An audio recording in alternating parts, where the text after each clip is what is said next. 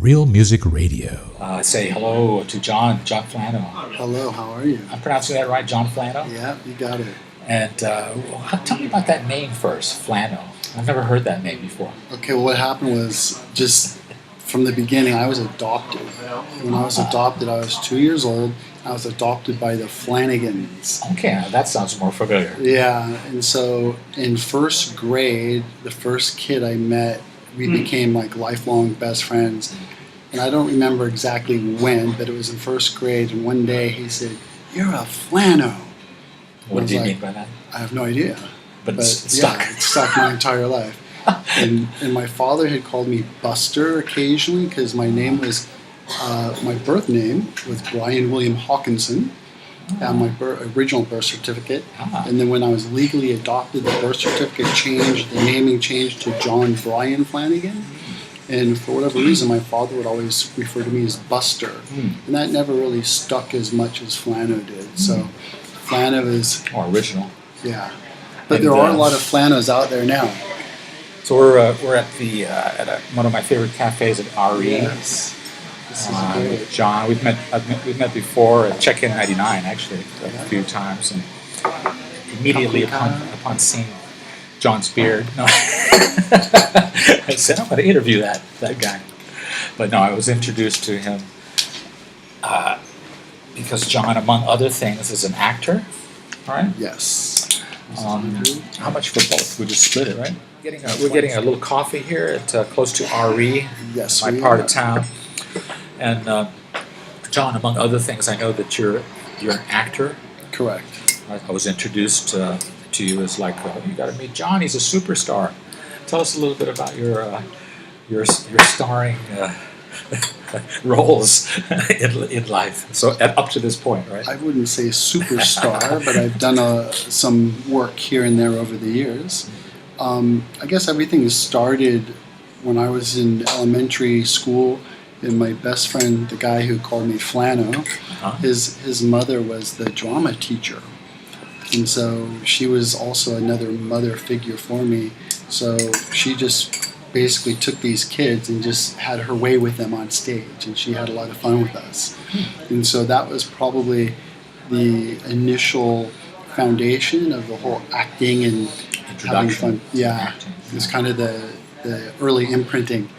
And so did that throughout the elementary years, and then I dabbled a little bit in high school with it, but I wasn't really in the drama club because it was, I was in high school, I was in a lot of different clubs and groups. But anyway, I didn't really get back into acting really seriously until later. I'm trying to remember what year it was exactly. I'm guessing 88-ish, something like that. I acquired an agent in San Francisco called Gourmet Talent. That was my first official agent. So what were some of the first real acting roles that you got? I got into the Screen Actors Guild Union in 1989, and that was initially through a Robert Conrad TV show called Jesse Hawks. Robert Conrad, was he... remember the Baba Black Sheep, the Artemis Gordon or whatever, Wild Wild West? Wow, I remember Wild Wild West. Yeah. So Robert Conrad, wasn't he the main actor, the main star? He was the guy, and he was very famous for his... Adam West or something? No, I'm thinking of Batman. Yeah, no, that's Batman. Who was the character's name in Wild Wild West? Wasn't his last name West too? Artemis Gordon or something like that? Wasn't that his sidekick? Or maybe that was a sidekick, yeah. Artemis was his... That's right. The other guy. Like and they rode around Watson, right? Yes. And they rode around in the back of that train. I think his last name was West in the show. Never mind. Yeah, so I had a speaking part in that. That was shot in Reno at the Pepper Mill. And then right after I officially got into the union, I booked my first big national commercial for United Airlines. And it was a Leo Burnett agency with Leslie Decter was a director. Back in that day, Leslie Decter and another guy named Joe Pitka were the two top global worldwide commercial directors. They were like the best. Yeah. So I didn't realize this initially when I was on the set, but we shot on a Wednesday to Wednesday on location in the Gold Country up near Yosemite. And again, this was my very first time on a real official set. And it was more like a feature film movie set. Yeah. big agency. Big budget. Yeah, big budget. So anyway, that was my first real big official union gig. And right after that, I started booking all these union commercials consecutively. I did a Domino's Pizza, which was an audition I almost didn't even go to, and it turned out to be a huge campaign for me. Shield soap, which was I think a leather product, and that was pretty good. And then we did Lee Jeans, Cadillac Cars, Budweiser, Bud Dry, Molson beer. I think the Molson was actually earlier on. This is back in the San Francisco, 1990, 91. This is before you had the beard. Did you have the beard already? Actually, I shaved the how old beard is this then. beard? No, it was I've had a beard most of my life, off and on. I have shaved it off here and there, but the majority of my life, I've had a beard. Last time I saw you, have you trimmed it since then? No, the only thing I do is I'm imagining it that it was longer. No, this comes and goes occasionally. Sure. But Trim that. Yeah, but this keeps going. Okay. Yeah. Interesting. So you made a lot of high-profile, big-budget TV commercials Correct. in the 90s. Yep. John, we're going to talk more about your career and what you're doing here in Thailand. But as you know, everybody that I invite on the show has to select some music that is meaningful for you. Yes. We're both Americans, so I'm going to probably be able to relate to some of your choices. What's on your playlist? Well, my playlist is, I say it's rather simple, but one of my favorite bands ever out of Boston is called Morphine. Oh, I love them. Yeah. So the Thursday song is actually, you could pretty much say that was written about a part of my life. I mean, it was a crazy, kind of funny story, but yeah. So everything Morphine has done, I just love it. Let's hear it right now. Yeah. Okay, I'm not going. Oh, this will be edited. Yeah. I'll tell you something funny. Did I tell you this before when I met you? The story about PJ Harvey. I don't know. I like her. Morphine, when they toured, they went to the UK. Yes. And PJ Harvey really liked them. Mm-hmm. And she said she gave them the best review ever, the best endorsement ever. She was interviewed, and she said that she had been sitting during the concert. She had been sitting on the monitor speaker for the bass or something. Oh, you did tell me and she had this. an orgasm. The best endorsement ever. Right? I remember this story. I think I told you. Yes. Anybody who mentions Morphine, I tell them that Yes. story because it's such a great story. It's an awesome story. They were, as you know, a great band. An incredibly simple. I think they were the definition of a band because there was just three pieces. Just drummer, saxophone, and bass, and the bass player was a brilliant songwriter. Absolutely. And singer. But I mean, it was a really original, unique sound. That they were the definition of what a band is all about. Yeah. So I used to say that. This is a band. This is really what it's all about. This is a band. My favorite band. They were my favorite band because they were the perfect band, perfect rock band. I think so. And also, when you'd see them live, you'd have young teenagers, so people our age and even older, in this show. And you don't get that often for bands. You get kind of a small. We're talking about Morphine. The song we just heard was called Thursday. You said it had a special meaning for you? Well, that was the song. If you listen to the lyrics, it's actually taken from a part of my life where I had encountered a married woman, and her husband was out of town on work, I guess. But I didn't know any of this until one day she just basically kind of said, you need to get out of here now. And you were staying there? Well, no, I was You were just like the backdoor man? I was just showing up, like every week on the Thursday. We'd meet at a local bar, have a little game of pool, a couple of beers, and then end up at her place, and the neighbors would see me on my motorcycle, not the car. I think the song talks about a car, but I was on a motorcycle. But yeah. And are you still driving a motorcycle now? Because I know at the moment I love have motorcycles. I have a scooter here for Bangkok, which is just fine. But I do love motorcycles. I was born and raised on motorcycles. And you also like to walk. I do walk a lot now. When I was introduced to you, someone said, I think it was Robin or something, that you had just walked across the city to check in 99, or something, that you always did that rather than take the public transport? Yeah. You like to walk. Yeah, well, Tell us a little bit. Why are you a walker? I think one of the reasons I'm walking now, besides health benefits, of course, is the fact that having a proper big bike motorcycle was always my meditation and my way of just clearing out my head. I'd go for rides. Here I can't really do that, even though I have the scooter I've ridden up to Utia. It's just not the real same thing. And plus, we're in a lot of city. Before you can get out into the countryside, you're in city traffic a lot. And anyway, so the walking has just turned into health exercise, and I enjoy walking around the city, and I meet people. I get into great ramble conversations with strangers sometimes. I see things, I experience things, and my head just goes into different areas, and it's just kind of a meditative thing. So I think the day we met, I had just done a 53-kilometer walk through Bangkok, across a river, and up back towards the Taksim Bridge, and back up in. Now I remember, when I was first talking to you, I asked you if you had ever done any videos of your walks, because you meet and talk to all these interesting people. It's Yes. just very spontaneous. It would make a good, nice little clubs of videos for interesting videos to watch on YouTube or something. Have you done that? A little bit. I've done what I call the Flano walk and ramble. Ah.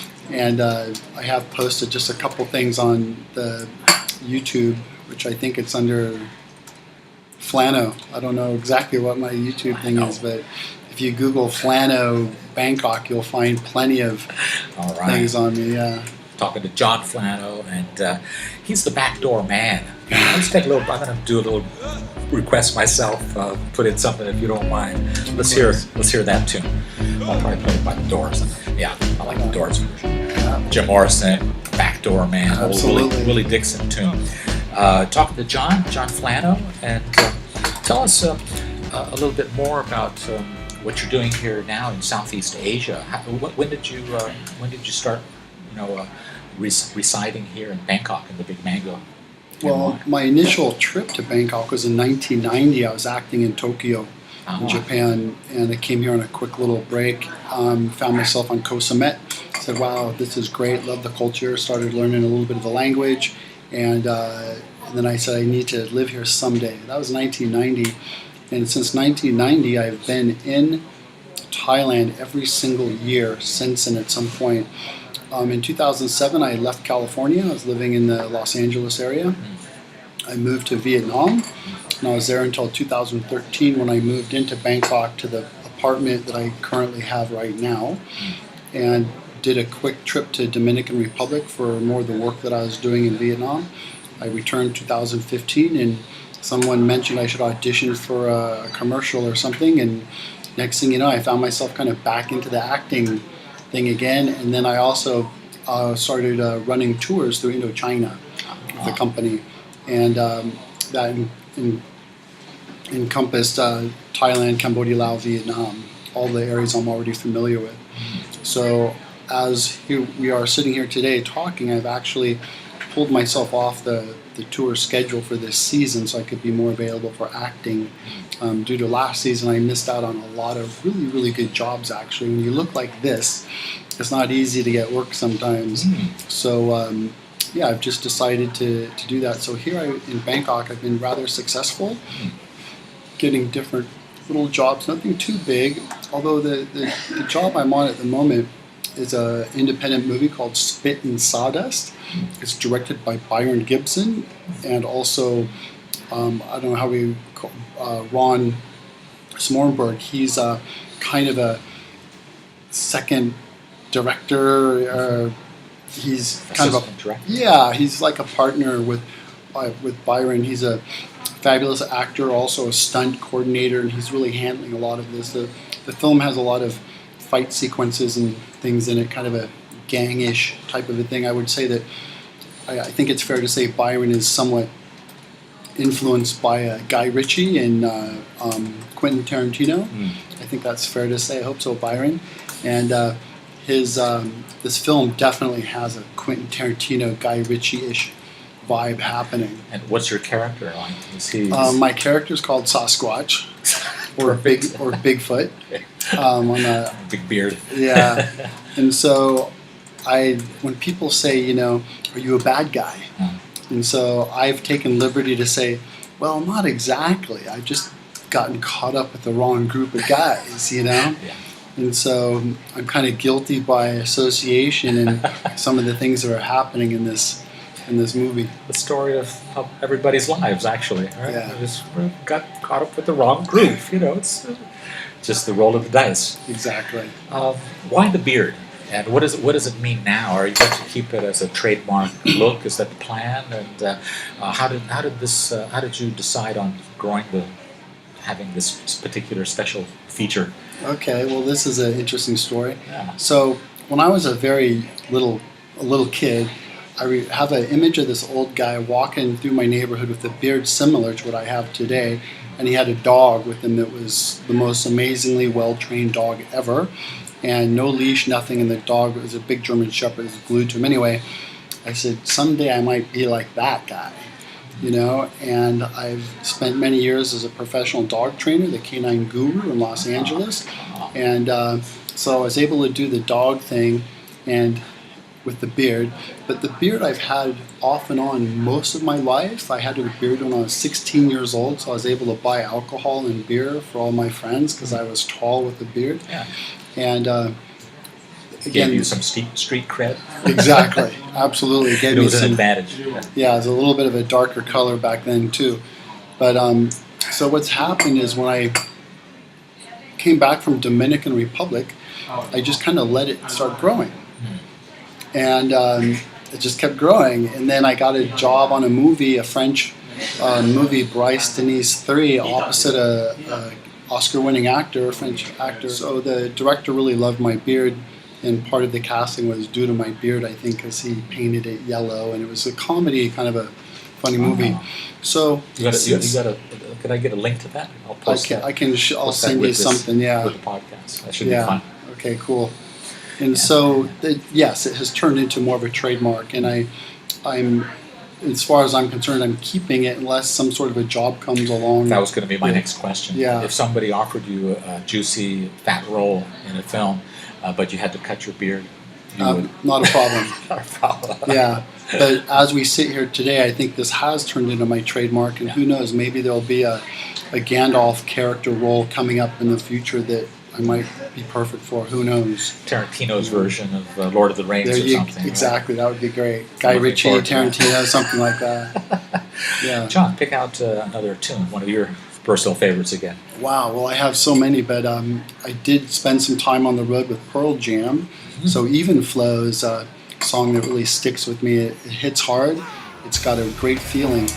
And Pearl Jam, Even Flow. Yeah, Even Flow, Pearl Jam. Talking today to John Flano. It's a lot of fun. We're covering all kinds of bases. We're going back to the 60s and stuff. Yeah. Can I ask you, I don't know if you want me to include this, your age? Yeah, I was born in 64. 64, which makes you 55 today. Okay, I'm a bit older, Yeah. so I was talking about Carlos Santana, the '60s, and all that. What are your earliest memories of popular music? What were the first songs that really kind of turned you on? Well, I just want to explain this one experience, which is pretty funny. When I was really young, I don't remember the years, is 70-something, my brother, their natural son, my adopted brother, whatever, Yeah. he had me up in his room and he put these giant, huge old, 70s studio headphones on my head, and he had the volume cranked to the maximum.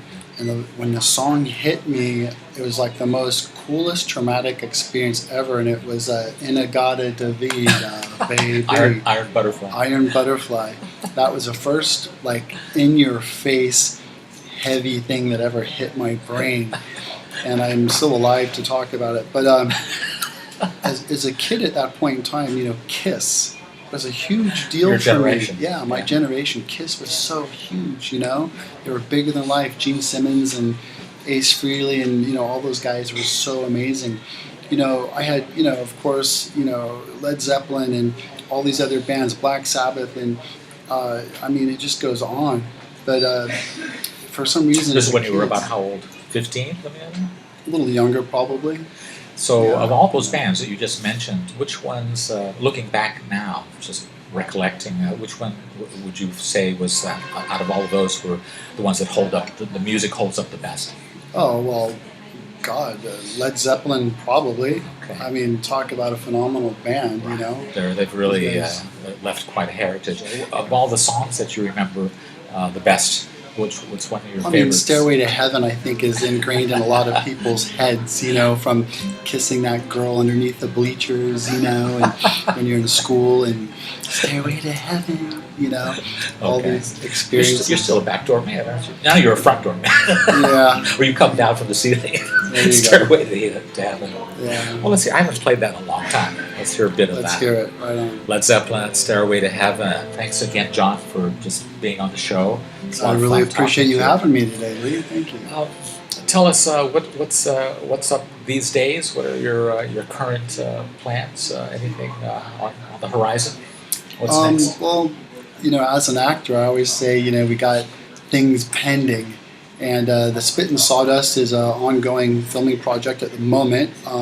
We've shot a few days. It's a large cast, actually, and I'm scattered about in the shooting schedule. We're not finished yet at the moment, but I know that Byron plans to wrap that up in the near future.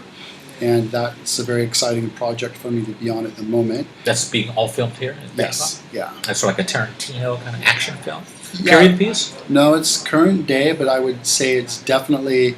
I really believe I'm representing this right, Byron. But I think saying Guy Ritchie Tarantino mix is kind of a flavor of what this film is like, And your character is Sasquatch? or Okay. otherwise known as Bigfoot. John, before you go, I recall now that you sent me some very interesting photos of you in a room full of gold. Yeah. What's this? What is this? Is it? Do you have some hidden treasures that some stories maybe that you want to share with us about something? Well, I'll try to make this quick and smooth. Some people know, some people don't, but I grew up as a massage therapist, and that led into the whole rock and roll stuff and being on tour with Pearl Jam, Chili Peppers, Ministry, Soundgarden, amongst others. And when I kind of got burnt out on that, and I got into dogs. And it's a long story, but I became a dog trainer, and I didn't want to do that initially. Yeah. And so in the process of this dog thing, I became involved in animal-assisted therapy, taking dogs into facilities and hospitals and stuff to work with, help people. And then that led me down the road into dealing with a higher level of training for the dogs, scent discrimination and FEMA search and rescue and all this. So I got very heavily involved in overall just scent work, if you will, with dogs. So I moved to Hanoi specifically because I became the technical director of a dog training center in Hanoi, Vietnam. So when that thing ended, I was in Saigon for a moment. Then I found myself in Nha Trang. I met a guy, Dirk, a Canadian, love the dude, he changed my life. Anyway, he said, hey, I want to start a canine scent discrimination unit at this gold mine that I'm running security for in Da Nang. At a gold mine. Because people are basically stealing all the explosives.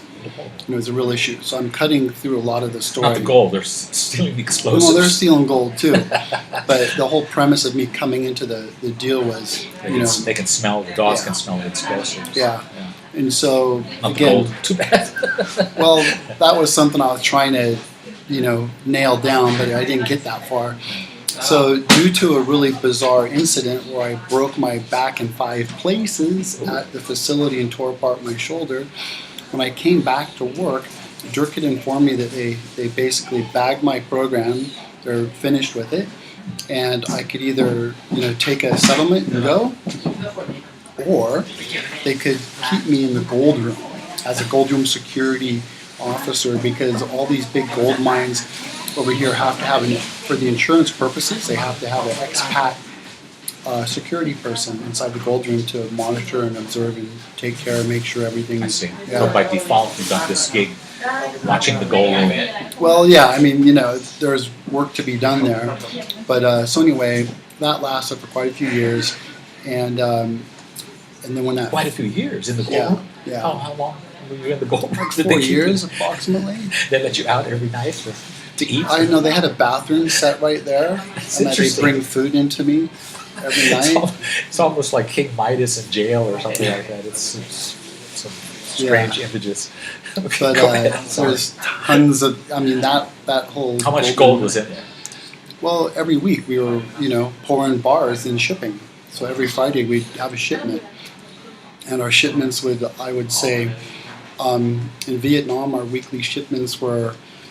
I'm trying to get a good estimate now. I kind of forget, but we're looking at 24, maybe 80 kilos a week. 80 kilos of gold. How much is that worth these days? Well, Just you're curious. asking the wrong person for numbers and money, but back when I was working in the gold room, the price of the per ounce of gold was about $1,800 an ounce to about $1,600 an ounce. It kind of fluctuated while I was there. It's a lot. Yeah, it's a lot of money. And so anyway, I mean, that was kind of my life, the gold room for a while, and then the SAS guy had me go to Dominican Republic for some audits to fix some gold room issues in Dominican Republic, and that was almost 2 years, and then back to Bangkok, and here we are now. Here we are in Bangkok with Lee. In the room, The another dude. room. Not too much gold here, but it's an interesting mirror. No. Reflecting on life and dogs and Rock and roll, movies, baby. rock and roll, Rock and roll, and baby. gold. Let's put it all Gold. together in a song. Maybe the Okay. Neil Young. How about the After the Gold Rush or something like that? Thanks so much, Sean, for coming. Thank you very Always much, a pleasure Lee. to see you. So much fun. Thank you for having me, and thanks for checking him out and me. Take it easy. Watch out for this guy, Sasquatch. He's on the way. Back to our Spitting man. sawdust, Byron Gibson. Keep an ear out for that guy. He's awesome.